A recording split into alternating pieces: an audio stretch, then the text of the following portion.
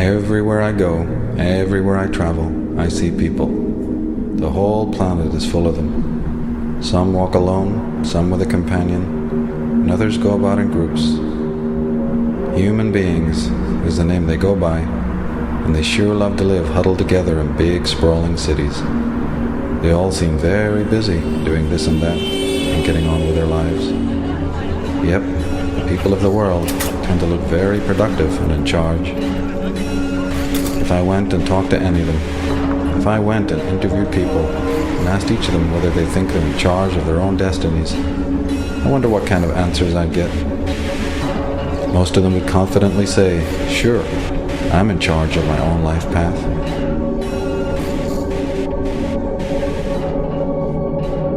And what about me? Am I really in charge of my own destiny? Do I know where I've come from, why I'm here, and where I'm going? After all, some people would say that just by using this credit card, I'm a virtual serf to powerful men who profit from my existence. Some have said we're all veritable slaves in an invisible penitentiary. If that's the case, then none of us are in charge of our lives. We only think we are, and that's kind of frightening. Maybe that invisible prison does exist. Maybe I can't see it because I've been trained not to be able to see it. Can that situation ever change? After all, I sure don't like to think of myself as being on someone else's chain. I think it's time to investigate these matters. When in doubt, find out. That's the key. There are those who've looked into these matters long before my time. What did they have to say? That's what I'd like to know.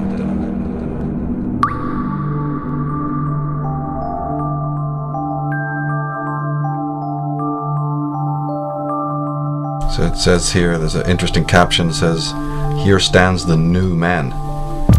His conception of reality is a dance of electronic images fired into his forebrain, a gossamer construction of his masters designed so that he will not under any circumstances perceive the actual or the real. His happiness is delivered to him through a tube or an electronic connection. His God lurks behind an electronic curtain. And when the curtain is pulled away, we find the CIA sorcerer and the media manipulator."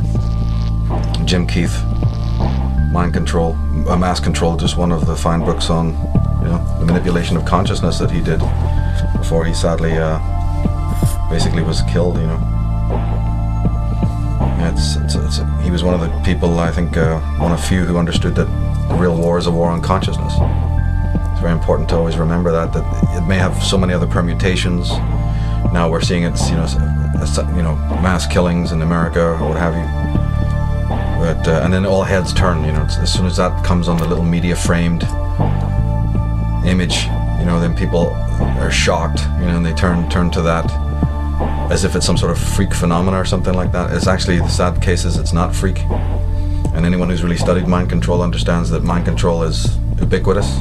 It's almost the question of who is not mind controlled, as opposed to who is mind controlled. It's just a difference in degree. The whole question of what is consciousness and how it can be manipulated is one of the most crucial questions of our time. In my work, it really goes along with the whole question of the origins of evil. It's origins of evil / war on consciousness, and the whole manipulation of man's thinking, his behavior, his biology. And this question has distinguished some of the greatest scholars in the world, people like Wilhelm Reich. But in a more modern context, even people like Alex Constantine, Jim Keith, Jim Mars to a certain extent has gone into this. Well, in ancient times they used the sword and they used the gun and they used other methods like religion for pushing the populace around and getting people to do what was wanted. But in recent times, in the 20th century, there are new technologies that provide the expertise to control people totally without their knowledge. Means of electronic entrainment, brain control implants, methods of advertising that manipulate us against our will. And this isn't science fiction. This is something that's very documented. The Manchurian Candidate, of course, was about the creation of a mind-controlled assassin who, as I recollect, it's been years since I've seen the film, was going to be activated to kill the president. Now, this is wild science fiction, crazy impossibility, it just complete nuttiness. But then one takes into consideration the realization that Sirhan, for instance, after he killed Robert F. Kennedy, was examined by several experts, several hypnotherapists, and they came to the conclusion that Sirhan was under hypnotic control when he killed Kennedy. They don't make a big deal out of that on 60 Minutes, but that just happens to be the facts. There's been others who've theorized, Fritz Springmeier has done some fantastic work on the manipulation of the human brain through technotronic means. What am I saying? It's weaponry, psychic weaponry, radiotronic weaponry that's being used, ELF waves, all sorts of different technologies that are patented. People can go and find out about it, research it, discover it. If you're coming from the world of Ted Gunderson and John DeCamp, we even find out that families who are connected to secret agencies, or maybe who've been communist spies, or who've been part of the Nazi network, who have found homes in America, people who are connected to Operation Paperclip and to the NSA, there's histories of them selling their own children into, mind control experiments. Amazingly, people in the military. This is a documented, known fact. Just unbelievable to think of it, But the most important thing is always to remember that there is this kind of war going on, even though you may not realize it, and also to realize that there's also the cover-up campaign against mind control. The people who are perpetrating this, who are putting these sleepers out there, who are planning assassinations, who are behind, Sirhan, all the way up through Son of Sam and Mark Hinckley, David Chapman. The list is endless, when you start thinking about it. Jim Jones. This has all been exposed as sort of mind control based cults. But the fact is they don't want the average person realizing this. They don't want, so there's the mind control concept or experimentation, and then there's the smoke screen as well. So you're dealing with two different things here. You're dealing with the fact itself, which is a very interesting study, but then you have all the rebuttal and the general ubiquitous consensus that, oh, no, there's no such thing at all. It's the lone gunman. It's the lone nut, or disgruntled teens, when it comes to Columbine and some of these others, just teens gone out of control. Okay, teens going out of control is one thing. Teens with automatic weapons that you can only find from, government agencies and military camps is another. And you track back and you find out the history of these people being connected to some of these orgs and institutions and military establishments.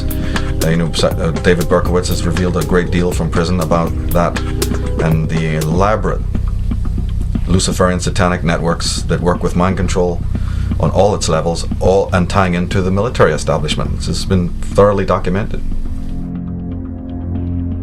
In 1993, announced that the entire spree was engineered by a satanic cult, and others had participated in the plot. Of course, everyone had played a role as far as the chanting and the praying. Everyone had a role in that, and understanding that, this was going to be another sacrifice to our gods, bunch of scumbags that they were, to our gods, Lucifer and his crew. And we said, yeah, this is going to be another one for you, And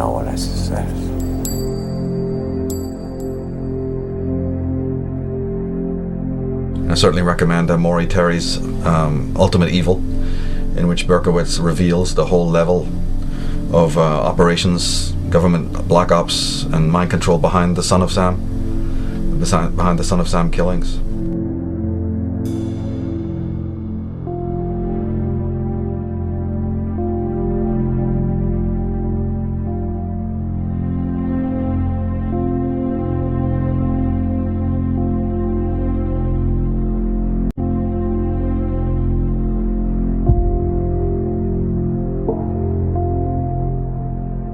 That ties into people also blowing the whistle, like Stanley Kubrick, he making movies trying to reveal some of this stuff, and then he suddenly mysteriously dies. So there's a lot of. But anyone who's really studied this subject for a long time knows that it's not modern. It doesn't just date from the period of the discovery of America or whatever. You can take it back to England. Very strange happenings with serial killers there, like the one that jumps to mind, of course, is Peter Sutcliffe. Some of the revelations he made in court. He was known as the Yorkshire Ripper. I've made a detailed study of so many of these kinds of personalities, both in America and in England, and the same refrain. It's almost unbelievable how common their refrain is. Not just about their own psychological upbringing with their parents and so on, but during their spree of crimes. They made me do it. Voices made me do it. Hey doc, I'm possessed. Do it. Do it. You liar.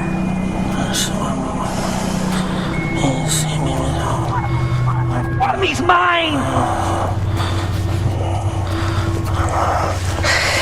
You gotta have him, son. Just go. Get in the next taxi and just go. Go, go, go, go! Don't do it. You liar. That's not what we're here for. That's not what we're here for. He signed your record and he was nice. Put the date on and everything. He was kind. But I want to kill him. He's mine. I want him. Help me, devil. Give me the power. Oh, boy. Let's do it. Have to. I want to. No! God, no. No. Nobody! You're nothing! He wasn't phony. Just get in a taxi. You coward, you phony! Get in a taxi and go home. You got your autograph. Go home, frame it, put it on the wall. Put it on the wall! Don't listen to them. Don't listen to them. There's no place like home. Go home, go home.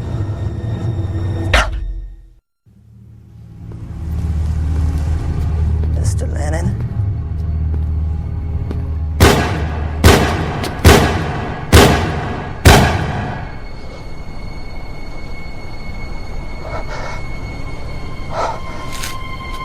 They've had this whole run-in with doctors. The Hungerford killing, for instance, the name of the perpetrator escapes me right now, but it's the famous Hungerford case, is blatant mind control. And the guy having serious problems, committing his crime maybe within half an hour of having a phone call from his specialist. A bizarre phone call was recorded in which the guy lifts the phone, it's perfectly normal, lifts the phone, puts it down, goes upstairs, gets on his hunting attire, his military fatigues, arms himself to the teeth with all of this, hunting attire, and then goes down, into Hungerford and basically slaughters a lot of people. And then, the normal ubiquitous, he kills himself out of remorse bit at the end.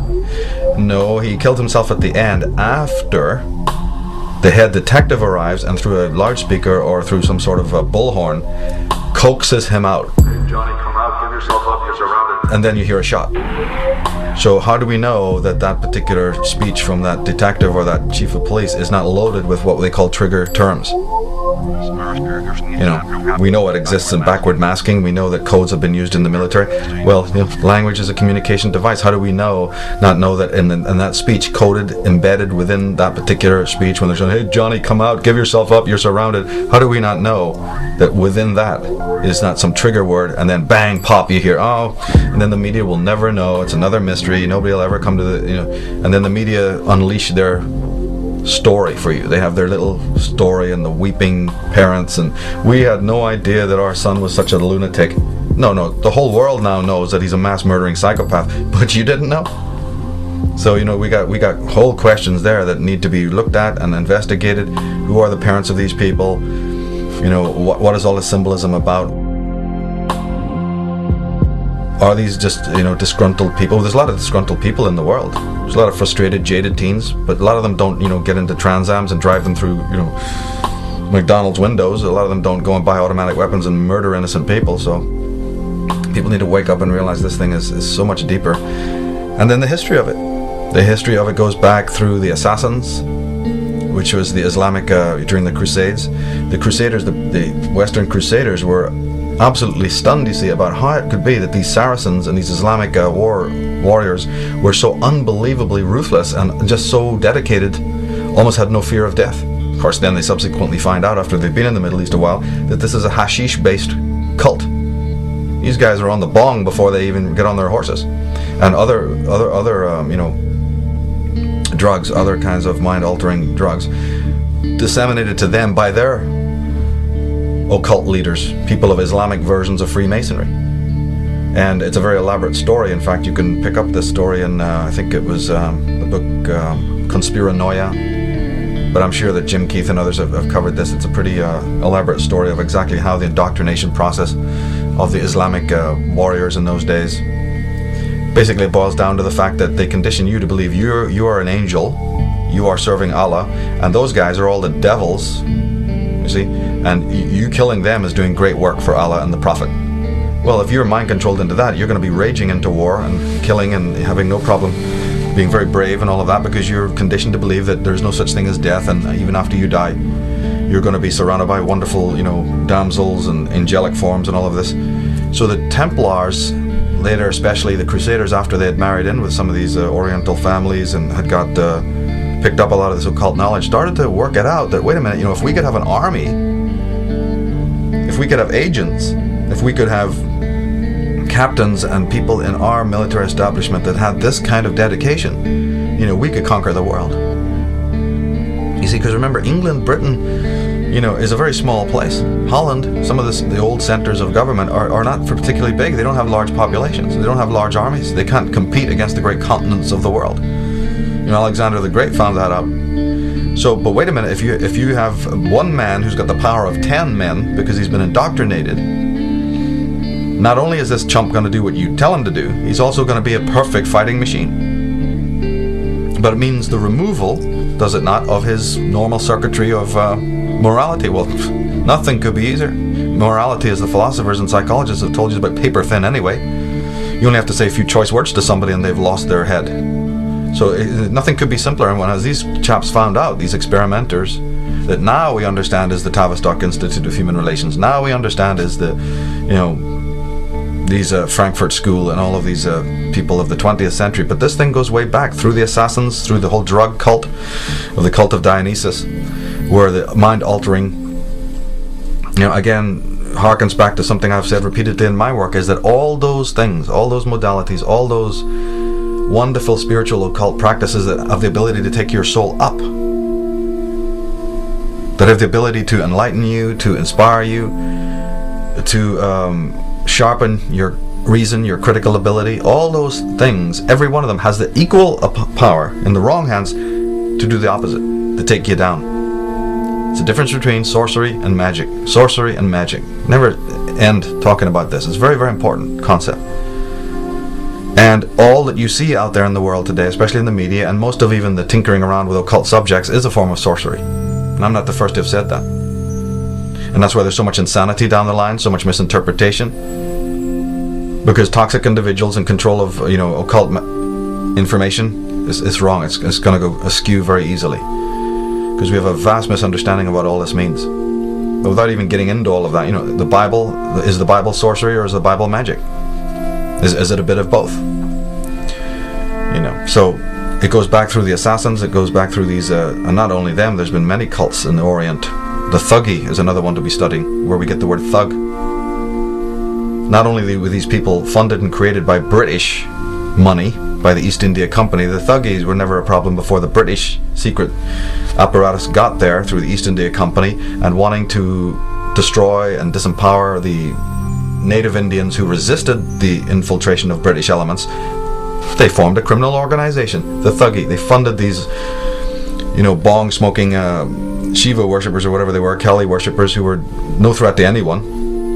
Nothing more than a simple faction easily taken care of in the region. Suddenly have thousands and thousands of pounds. They're infiltrated by specialists from Britain, from the East India Company, to start plaguing the region, you see, and causing upheaval and disruption, by which the British government hid behind. The triads, the Tong, the list is endless. So this understanding of allegiance and realizing what a fragile, pathetic creature human beings are anyway, totally traumatized, that it's very easy to just, paint over or even completely erase the human sensibility, the human sensibilities of morality and so on. And it goes right back into the question of religion as well. Religion is very tied up into this because you're not appealing to man's reason when you're dealing with mind control. That's the first thing. You're dealing to man's irrational self, which is why people like myself are so adamant about developing the reason and developing man's higher, levels of consciousness, because then there's only chance of being immune to us. But that's not the agenda of religion. That's not the agenda of the mind controllers. They want to drag you down into an irrational, limbic, mammalian, reptilian, level of consciousness, what the Indian Vedas would call the lower chakra drives, and keep you there permanently so that you're confused and terribly weak, terribly psychologically disempowered. And so therefore you're going to seek stability, you're going to seek security through whatever kinds of handrails that are then provided for you by the system. Again, the other side of this is you have the problem, and you have the historical issue, historical problem, but you also have a new age now in which we have the internet, we have these writers, authors, so we're catching up on the game. We have even movies on the subject, incredibly detailed movies, in fact, that look into the whole of this. They use their tongues to deceive. The venom of snakes is under their lips. Their mouths are full of bitterness and curses, and in their paths nothing but ruin and misery, and the fear of God is not before their eyes. They have taken the hearts and minds of our leaders. They have recruited the rich and the powerful, and they have blinded us to the truth. And our human spirit is corrupted. Why do we worship greed? Because outside the limit of our sight, feeding off us, perched on top of us from birth to death, are our owners. Our owners. They have us. They control us. They are our masters. Wake up. They're all about you, all around you. Easy to apply nails, pre-colored in 7 luscious hues. Just... Our impulses are being redirected.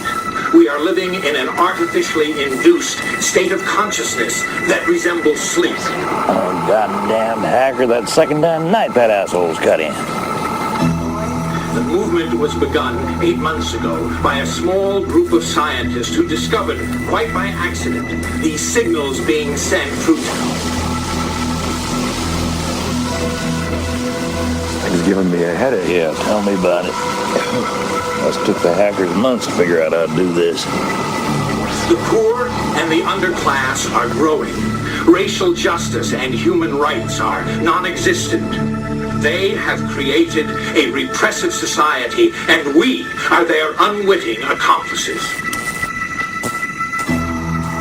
Their intention to rule rests with the annihilation of consciousness. We have been lulled into a trance. They have made us indifferent to ourselves, to others. We are focused only on our own gain.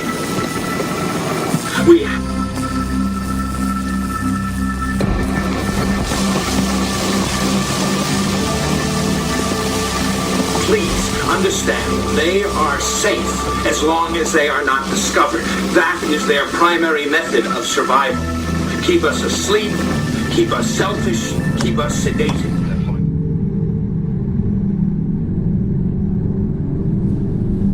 All I would say is that we've got to not trust the media stories when any of these, atrocities take place. You've got to really search out and seek out for yourself and not believe what, the mainstream media is telling you. You have to realize that this is a very ancient thing. It's very sophisticated. And that you'll have to realize that religion plays a key part because it deals with the emotions of man, his irrational drives, and his needs. Man being raped on one side of what he really is spiritually, loss of center. So when you see these Sirhans, you see in these Hinkley's and these apparently lost souls, who are easily manipulated, you got to realize that that is the guy next door. This is pretty much walking around in the world.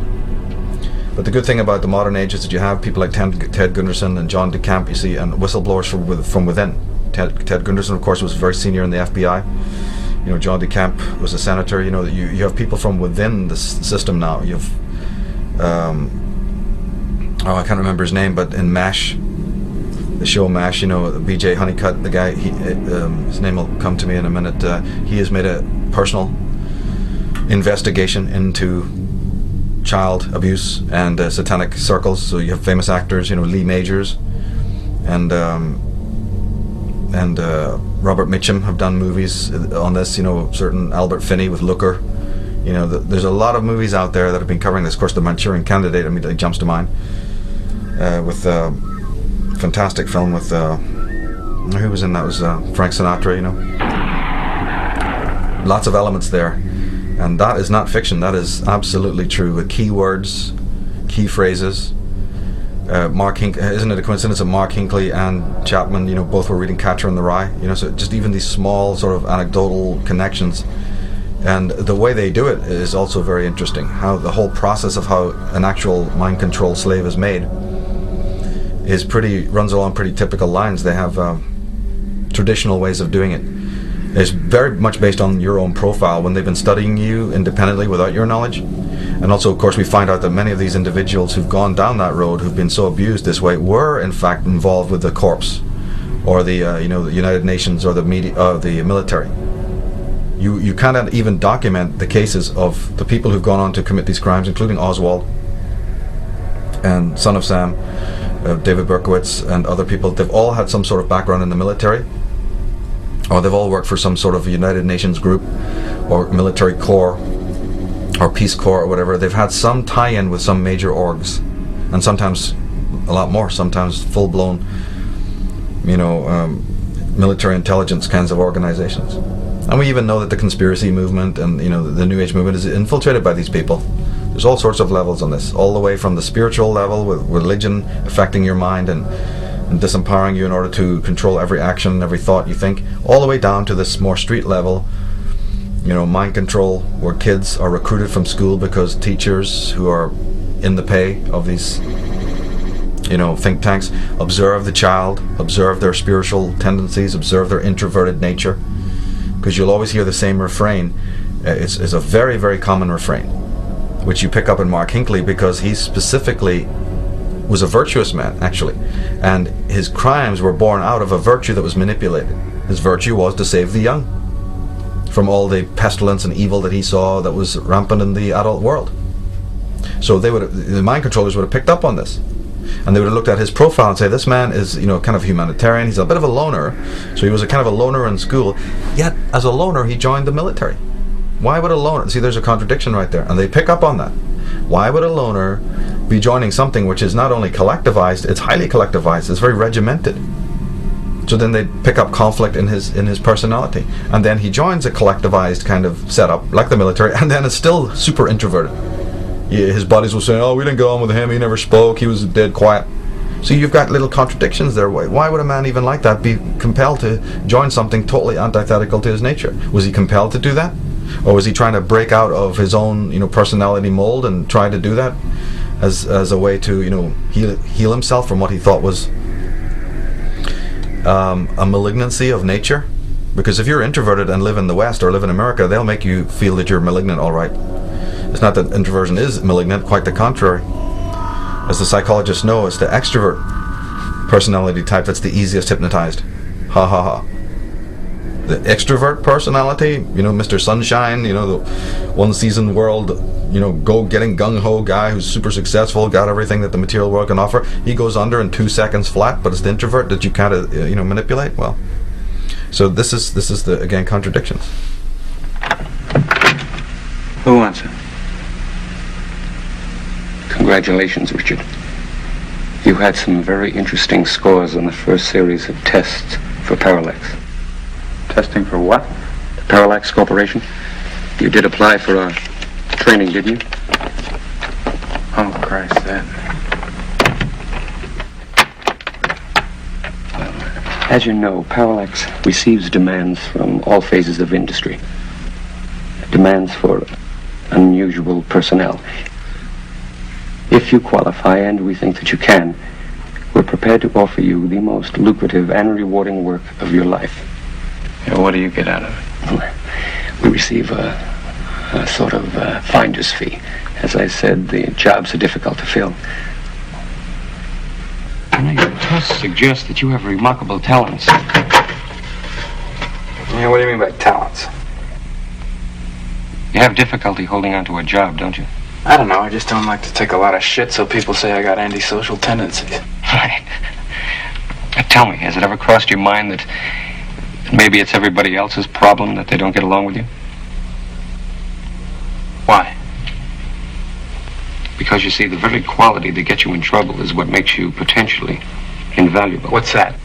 Your aggressiveness. Aggressiveness. Right. I don't want to intrude on you while you're reading. But get in touch with me personally if you'd like to go further.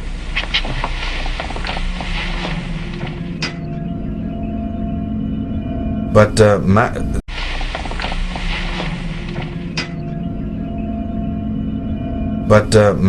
man is herded like an animal because that's another easy way to control his actions. And it just makes it a whole lot more difficult for the spiritual individual to stand alone, you know, the whole concept of the outsider.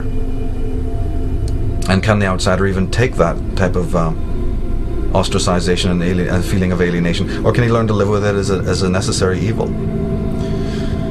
And try to find a center in some way?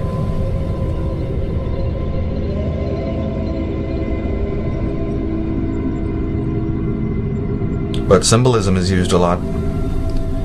Not only words and trigger words, but certain kinds of symbolism will be used. And I believe that these people, even when they approach priests, you know, maybe if they have some mental problems, what's your options? You know, nobody's gonna understand you and your family are around you, so you're bound to have to go to a priest or some sort of psychologist, psychiatrist. And in my mind, you know, that's really could be potentially very dangerous. Because I've got questions about who these people work for, you know, and what kind of allegiances they have, and how many strange deaths have taken place while you're in the custody of these men in white. Why is Bayer Corporation the rat of the week? Internal documents show that after this company positively, absolutely knew that they had a medication that was infected with the AIDS virus, they took the product off the market in the U.S. and then they dumped it in France, Europe, Asia, and Latin America. The medicine's called Factor 8. It was an injection medicine that was used for hemophiliacs, mostly children. Children had been born with an incurable disease. Hold on, Mike. So hold on. So you're telling me that Bayer knew that this drug was infected with the AIDS virus. They yanked it from the market in America, and then they dumped it in markets overseas? They had to figure out a way, Joe, to make a profit on a product that they could not sell in America. So they made a huge profit. They dropped the product in Japan, Spain, and France. Each year in the U.S., thousands of women learn they have cervical cancer. I could be one less. One less statistic. One less. Because now there's Gardasil, the only vaccine that may help protect you from the 4 types of human papillomavirus that may cause 70% of cervical cancer. I want to be one less woman who will battle cervical cancer. One less. Like all vaccines, Gardasil may not fully protect everyone. The side effects include pain, swelling, itching and redness at the injection site, fever, nausea, or dizziness. Gardasil is not for women who are pregnant. Gardasil does not prevent all types of cervical cancer, so it is important to continue with routine cervical cancer screening. Gardasil will not treat cervical cancer.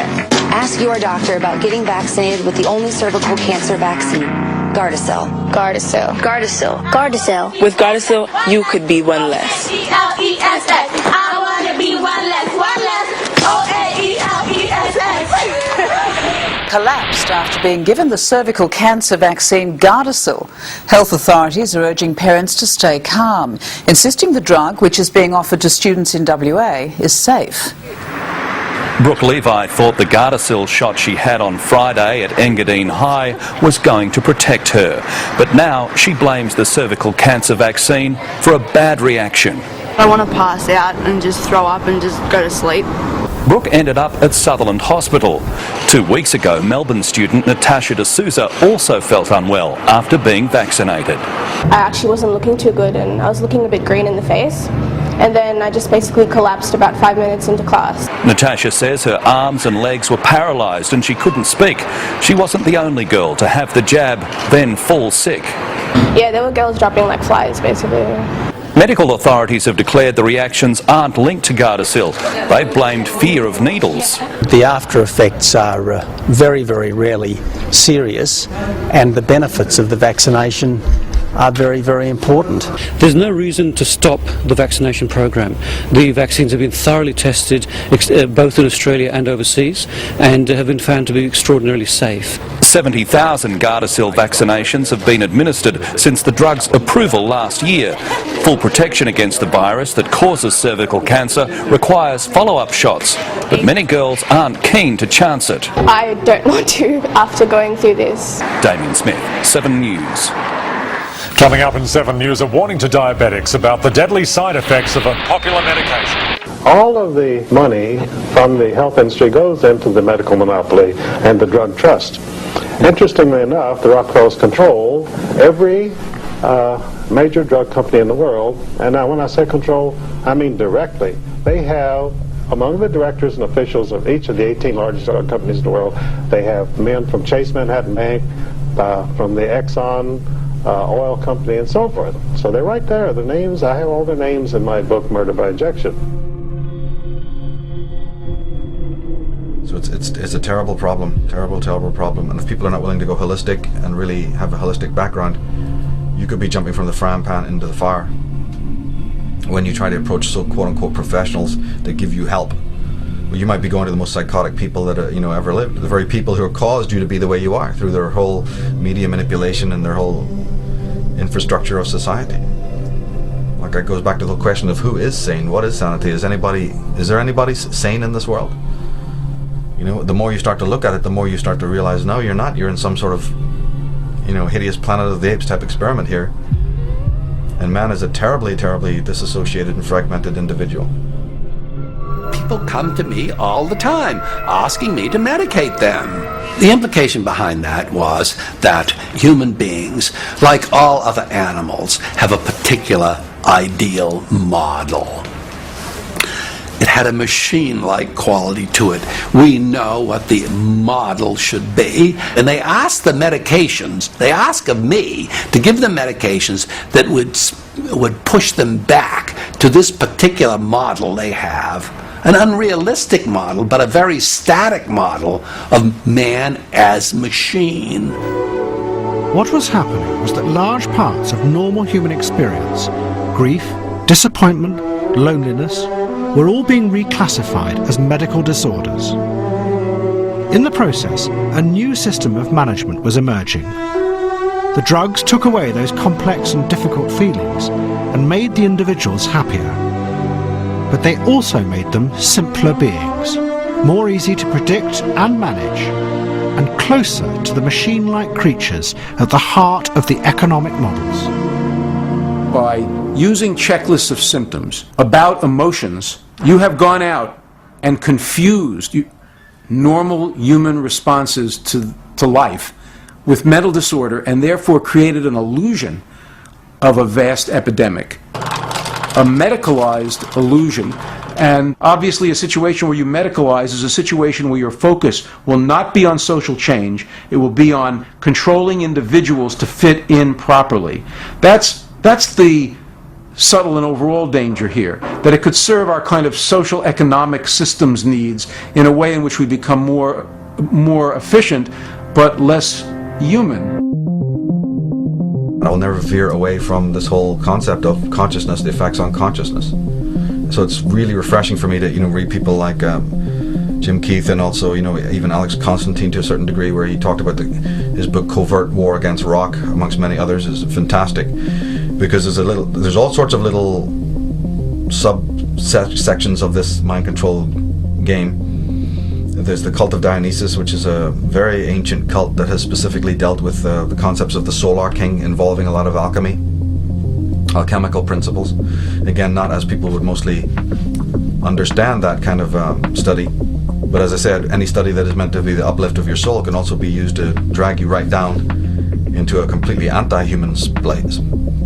And the alchemical message of the 12 steps of the Sun King, like Hercules went through the 12 signs of the zodiac, the 12 trials, and Horus going through the 12 hours of night and the 12 hours of day.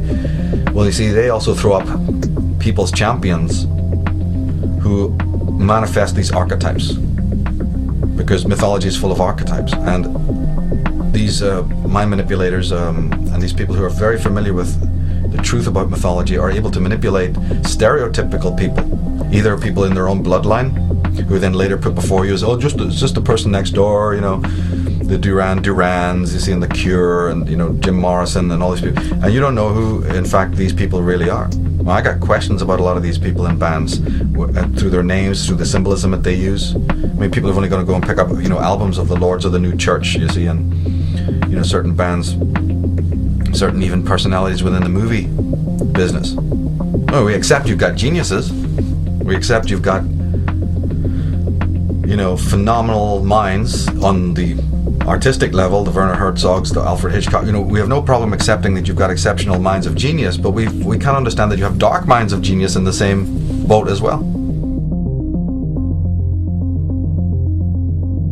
Hell, man hasn't even got around to understanding that enemies in the world are created in exactly the way that allies are created. If a country approaches another country, or a government approaches another country government and says, we want to be allies, and then they shake hands and they have agreements, you've just created an ally. Well, then what is so unbelievably difficult for people to understand that the same action, similar action, causes political enemies? You've just created an ally. Well, then what is so unbelievably difficult for people to understand that the same action, similar action, causes political enemies to exist?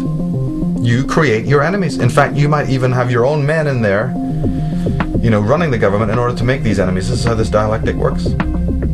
Now, in the field of pop music and rock and all of these things, you know, I don't approach it from a Christian point of view, so I'm not going to sort of, you know, hammer these people just because they've seen wearing a pentagram one day, or, you know, they dress in black or something nonsensical, like a lot of the Christians, you know, who try their best to critique this stuff. Unfortunately, they get like way off, you know, in my opinion, and basically it comes into hammering their own theories. You know, you're going to have to be very impartial when you investigate occult matters. You know, Christianity is an occult agenda which has been used by the mind controllers endlessly. You know, wasn't it Mark Hinckley or David Chapman was involved in some Christian network? You know, I know he looked after children. He spent a lot of his time working in children's homes, in daycare and things like that. So these are virtuous Christian, soulful people who are not able to adjust through their society, and then were picked up or experimented on, or just asked to even do a simple questionnaire, just like the old Scientology gig. Well, we're doing a poll, we're doing a research, we're doing a survey. You know, we got the 7-page, you know, obligatory document we give out. You know, you don't know where that document is going. You don't know where that is going to end up, or who's going to be studying it and going, interesting, interesting. Then they file them away and use them whenever they need it. This is exactly how it happens. You have to be very careful with all of this. Who knows where that gigantic Scientology, you know, join-up sort of questionnaire thing is really going, and what computer is reading it to find out exactly who you are and whether you fit one of their mind control, you know, schema or not. And you know, by the time you find out, it's too late. But these individuals often, who are exceptionally gifted, can also be used, sometimes consciously, sometimes unconsciously. And they are put before you, they're stereotypes, but they represent powerful archetypes. One of them being the Sun King, the Solar King, like Elvis Presley. And in fact, it's absolutely uncanny in the last concerts that Elvis did, where he almost verbally is talking in terms of solar symbolism. If you can decode what he was saying on stage at some of the last concerts that he did, it's absolutely remarkable how much solar symbolism he's using, unbeknownst to himself, which is again how the archetype works through the stereotype. And one of the key things is that when the Solar King is about to die or end his cycle, some of the mythologies, not all of them, but some traditions claim that the sun must die in water, in some kind of plunge bath or in some kind of lake. And if you open some very early, you know, pictures of alchemy that are woodcuts, you can find these online, you will literally see that. You will see the king in his old age immersed in water. Now, where have we seen that before? You know, Jim Morrison, perhaps, Brian Jones. You know, there's a whole, even the concept of dying on your own vomit, or dying in alcohol, you see, in your lungs, is a water-based ritual type of thing going on here. So in the case of so many of these people, we need to look into some of the ritual elements of what was going on. Of course, the Mafia had their hooks into the music business going back to the jukebox wars.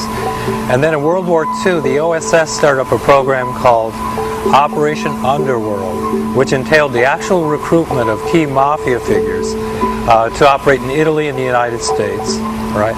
And after World War II, they continued this brotherhood between the CIA and the mafia that continues to the present day. Now, under Operation Chaos, I mentioned that all intelligence agencies have been brought into the umbrella program. Well, the mafia was brought into it too because they were central to the music business itself, and they could be used to control and ultimately, in some cases, murder musicians who are outspoken in their opposition to the U.S. government. Jimi Hendrix was killed for two reasons. First of all, he had made statements in the teen press calling for the Black Panthers to go to Washington, D.C. and shoot the place up. Secondly, he had done a benefit for Bobby Seale and the Chicago 8. And that got the attention of the FBI and a program called COINTELPRO, which was a surveillance and assassination program. And it led to the murder of 28 Black Panthers. Tupac Shakur makes 29 because he was a Black Panther. Hendrix linked up with the Black Panthers, and for that reason, he was a dead man. But the Jim Jones thing has been blown wide open. If people know how to, read, they can go to Colonel James Bogart's book, Call to Serve, which is a fantastic book. It actually deals very deeply with the truth behind the Kennedy assassination. And there's other books that detail the truth about the Jim Jones thing and show that it was a British crack unit, not the SAS, but the Black Panthers or the Black something or other, happened to just be on maneuvers, right, in Guyana, within a mile from where the assassinations are meant to have taken place, the so-called suicide. If anybody believes that, I mean, they need their head examined. But it just turns out that when you really do the research, you find that some crack secret operational, crack squad of British troopers are on location in Guyana at that time, and it vanished as mysteriously as they came, and the investigation never covered their presence. So all the way across the quasi understanding of religion and cultism. I think we were talking earlier about how you said the cults were studied by the marketing men, the media, straight commercialistic people to see about allegiances so they could start, infiltrating their own commercials for stupid cars and stuff like that with this cultish sense of this imagery, to engender belonging, in the sense of belonging, all that tribal stuff again.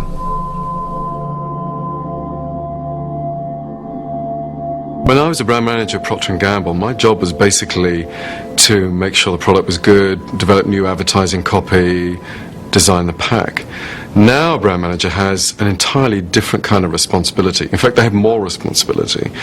Their job now is to create and maintain a whole meaning system for people through which they get identity and understanding of the world.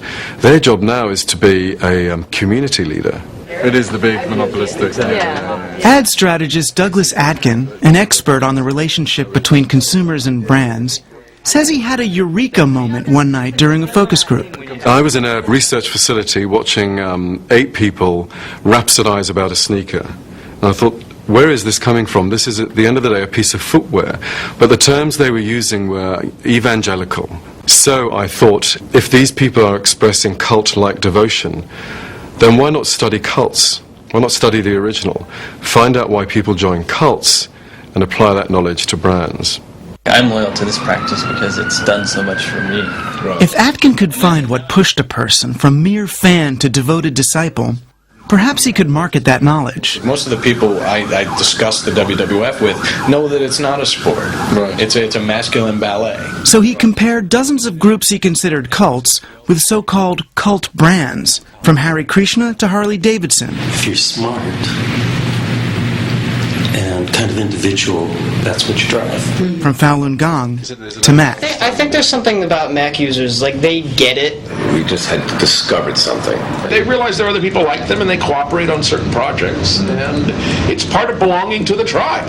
And the conclusion was this, is that people, whether they're joining a cult or joining a brand, do so for exactly the same reasons. They need to belong and they want to make meaning. We need to figure out what the world is all about, and we need the company of others. It's simply that. Saturn is a really good example. It's a mass cult brand. For example, 45,000 people turned up to spend their holiday, their vacation time at the factory in Tennessee instead of going to Disney World or the Grand Canyon. Now, why would they do that? It's because they wanted to meet other people who own Saturns. They wanted to meet the rest of the Saturn family. They wanted to meet the people who made the car. The people who made the car wanted to meet them. And the people who ran the Saturn business knew that. This summer, they not only knew it, they turned it into an ad, which only brought more people into the Saturn family. We called it the Saturn Homecoming. They could see where the idea for a new kind of car company had taken shape, and we could thank them for believing we could do it. And they created a great meaning system for Saturn. In those fantastic commercials, their meaning system was based on old-time values of community. It was a kind of an icon that America yearned for but couldn't find anymore. And that's the object of emotional branding, to fill the empty places where non-commercial institutions like schools and churches might have once done the job. Brands become more than just a mark of quality. They become an invitation to a longed-for lifestyle, a ready-made identity.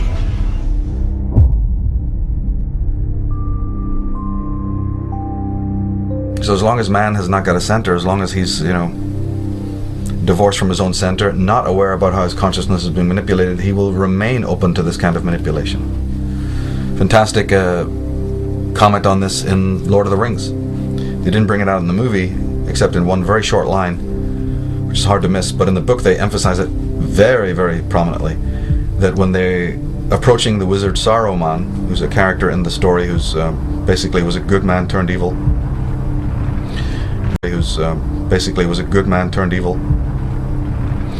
that the other wizards in the know, or the other elders in the know, continually warn anyone who should approach Saruman to beware his voice. The white wizard approaches. To beware his use of language, because that alone will hypnotize you, and no matter how strong you are, you'll be pulled into his web. Do not let him speak. He will put a spell on us. I just loved that. I thought that was fantastic, a very powerful image. They did bring it out a little bit in the movie, but this whole idea of the seduction of a man's voice and the power of charisma, and the ability, and of course the media uses this a great deal. And you have, this ties back into the whole concept of the god Mercury. If anyone's familiar with the symbolism of Hermes and Mercury and Thoth, and the earlier version of all of these gods was Ogma from the Celtic tradition, and even Hern being the origin of the word Herm or Hermes. It's all Irish Druidic. Those gods were the gods of language. Those gods were the gods of words. Those gods were the gods of communication, with the understanding that communication by words is a phenomenally powerful and important weapon of both the good and the bad side. Interestingly, Ogma, the Celtic god, his other two traits was strength. They taught symbolically like this. Okay, so Ogma is the god of language, but he's also the god of strength. Yes, because language is strength. Language is a form of power. Man who knows how to manipulate language and words is strong. What was his title, his name? They call him the honey mouth. Ogma the honey mouth, because, and I guess there's even Scandinavian, I think Loki had the power of that, almost a hypnotic, ability with words. Art is like magic. The science of manipulating symbols, words or images, to achieve changes in consciousness. The very language of magic seems to be talking as much about writing or art as it is about supernatural events. A grimoire, for example, the Book of Spells, is simply a fancy way of saying grammar. Indeed, to cast a spell is simply to spell, to manipulate words, to change people's consciousness. And I believe that this is why an artist or writer is the closest thing in the contemporary world that you are likely to see to a shaman. When you hear these talismanic words like control, security, stronger America, strength, realize that they're talismanic words. They're being used against you. They're seduction words to try and get you to accept this because you don't have that. Well, you've been raped of that. The people who are selling you one story here have actually taken away the very things that you needed that were in your psyche to begin with. I am continuing and I am increasing the search for every possible path to peace. We maintain our strength in order to deter and defend against aggression, to preserve freedom and peace. No one, friend or foe, should doubt our desire for peace. The United States wants peace. We seek peace. We strive for peace. I pledged in my campaign for the presidency to end the war in a way that we could win the peace. I respect your idealism. I share your concern for peace. I want peace as much as you do.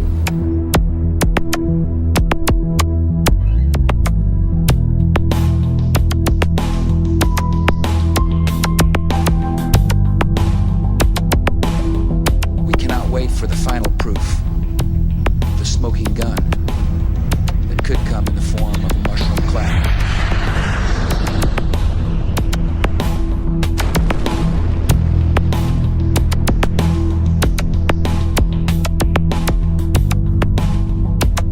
Saddam Hussein recently sought significant quantities of uranium from Africa. There is no doubt that Saddam Hussein now has weapons of mass destruction. Weapons of mass destruction. Botulinum, VX, sarin, nerve agent. Iraq and Al-Qaeda. Iraq and Al-Qaeda. Terrorism. Cyber attacks. Nuclear program. Biological weapons. Cruise missiles, ballistic missiles. Chemical and biological weapons. Iraq has weapons of mass destruction. President Bush has said Iraq has weapons of mass destruction. Tony Blair has said Iraq has weapons of mass destruction. Donald Rumsfeld has said Iraq has weapons of mass destruction. Richard Butler has said they do. The United Nations has said they do. The experts have said they do. Iraq says they don't. You can choose who you want to believe. The sources that have deceived us so constantly don't deserve our trust. And to the extent that we give them our trust, we set ourselves up to be scammed again and again. There are reports that there is no evidence of a direct link between Baghdad and some of these terrorist organizations. There are known knowns. There are things we know we know. We also know there are known unknowns. That is to say, we know there are some things we do not know. But there are also unknown unknowns. The ones we don't know, we don't know. I will build new partnerships to defeat the threats of the 21st century. Terrorism and nuclear proliferation, poverty and genocide, climate change and disease. And I will restore our moral standing so that America is once again that last best hope for all who are called to the cause of freedom, who long for lives of peace, and who yearn for a better future.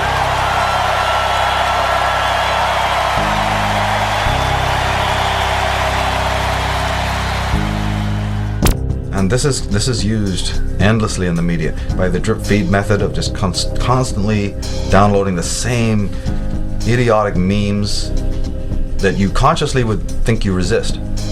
But if they're repeated for the 10, 20 years and you've been growing up, before you know it, you're a parrot of all of that. You don't even realize it was implanted. That's the whole point. You're not meant to realize that your thinking is not your own. That's the smokescreen I was talking about. You're not meant to know that you're under hypnotism. You're meant to think you're perfectly normal. So they're going to sell you the most irrational, most satanic, most vile, pornographic lies, but they're going to sell it in a capsule that makes you think that you're perfectly spiritual, perfectly adjusted, totally normal. As this continues, as this process continues, the division between the outsider who's really sane and the unsane gets wider and wider and wider. What are people complaining about? That they can't believe the world they're walking around in. Sane people are going, I can't handle it, I can't work, it's terrible, the people are idiots.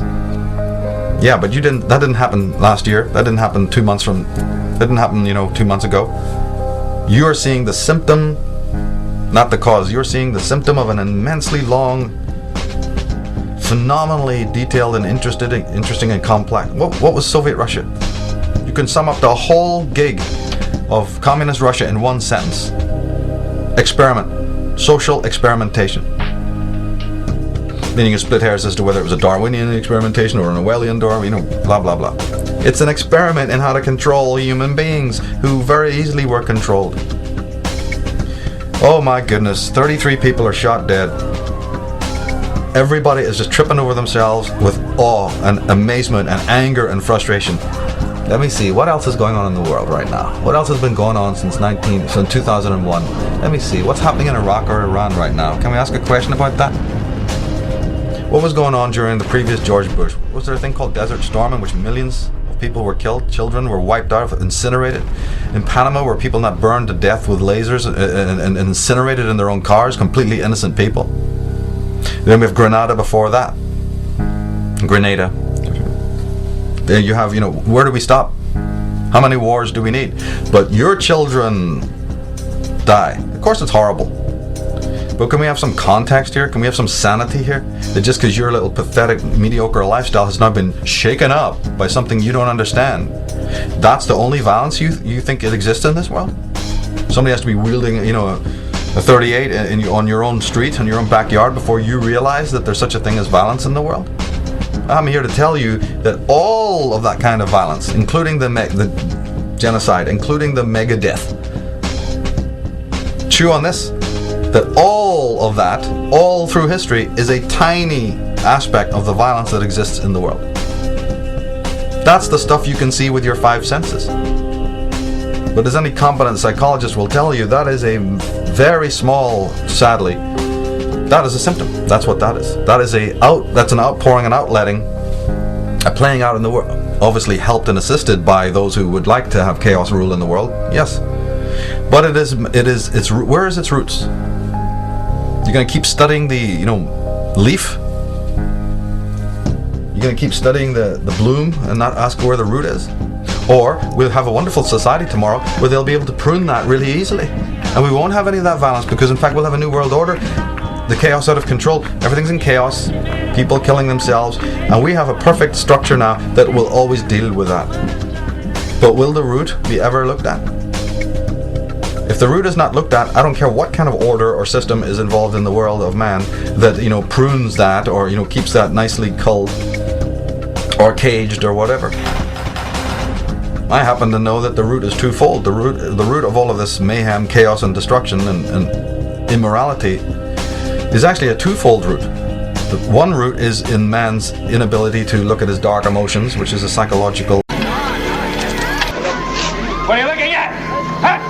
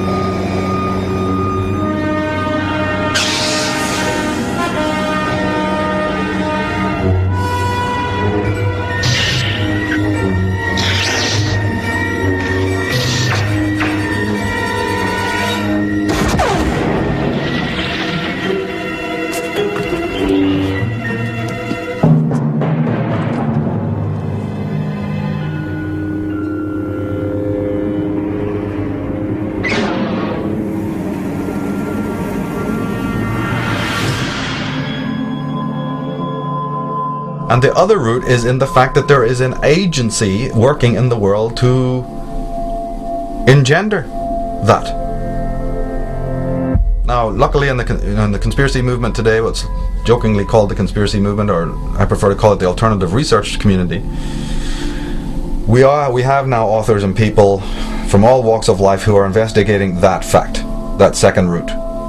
That we think that this is not by chance. We don't really think that man is that immoral. We don't really think that man of his own nature will run around, fighting wars and building napalm bombs and all that. So maybe there's something else going on. Finally, the human race is waking up to the fact that yes, that's right. Somebody has kickstarted this and maintains it through the perpetuation of people's false allegiances and all the rest of it. And I'm very happy and glad to see that taking place. This removing of the lid, which is astrologically connected to Pluto, the planet Pluto, or the archetype Pluto, or the New Age. The real truth about the New Age is that the revelations that arise because man gets sharper in his critical ability and starts to look beneath the surface of reality. That's great. What I'd really like to see, though, and what I'm hoping to very much help pioneer in this era, is more attention on the first root as well, which is that human beings need to examine their own private consciousness to understand some of the dynamics of the full psyche, not just the ego and not just the programmed brain self, because the brain is a machine programmed by the world. But then you also come in with a thing called the mind, which has been programmed over millennia or generations. People need to know about the tripartite division or schemata of the ego, of the brain, of consciousness, from the Freudian point of view. They should also find out about the quaternity schemata of Jung. It was a little bit similar to Freud, but a little bit different. These people have, understood the dynamics, the anatomy of something that you can't see, consciousness. People know about the body. You got 2 arms, you got 2 legs, you got 1 head. Okay, well then what is the anatomy of your consciousness? Anybody ever thought about that? Well, yes, somebody did. It's called Sigmund Freud. People need to pick up his books, get on the web, and find out what is the anatomy of your consciousness. What is thinking? How do you think? What is thinking? How does that happen? What is thought? Who's thinking about thought? Because if you don't ask these questions, you're not going to have too much of an understanding of what might be spirit or all of that. You're looking for the spiritual, but if you don't know what you are, how can you ever find out the other? So the real journey now begins. All of these traumas and tragedies are in a way a catalyst. Sad but true that man has to learn through tragedy, but then, hey, wait a minute, even the Greeks knew that as far back as you go, if man is left without tragedy, he'll just sit on his ass and do nothing all day long. He will sun himself and he will take care of his narcissistic, personal, sensationalistic needs, and nothing of any other thing will cross his mind ever. So unfortunately, the universe, nature, whatever you want to call it, fate, has to sort of deliver man what we would call tragedy, and therefore it wakes him up as a catalyst to him looking at deeper things. This is very, very necessary. And one of those areas now is that he needs to really continue the investigation of his own thinking, his own consciousness, and realize that the secrets, that's where the secrets lie. One thing is sure, a great change of our psychological attitude is imminent. That is certain. Why? Because we need more. We need more psychology. We need more understanding of human nature, because the only real danger that exists is man himself. He is the great danger, and we are pitifully unaware of it. We know nothing of man, far too little. His psyche should be studied, because we are the origin of all coming evil.